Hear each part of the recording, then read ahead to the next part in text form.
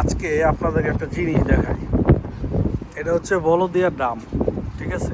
তো এই যে বলদিয়ার ড্রামের পাশে যে এই যে খাবারগুলো এরকম ঝুলানো থাকে না, হ্যাঁ, এই খাবারগুলা কিন্তু ভালো, ঠিক আছে?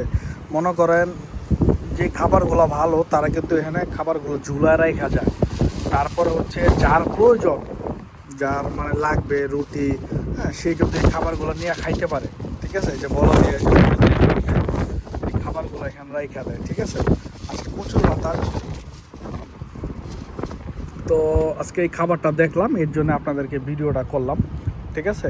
যারা যারা সৌদিতে আছে বা আসবেন তারা কিন্তু মনে করেন না যে এই খাবারগুলো খারাপ। এই খাবারগুলো ঝুলে রাখছে মানে এই খাবারগুলো ভালো, ঠিক আছে?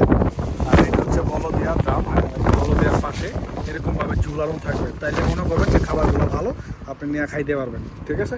ধন্যবাদ সবাইকে। ভিডিওটা ভালো লাগলে করে শেয়ার করবেন, হ্যাঁ।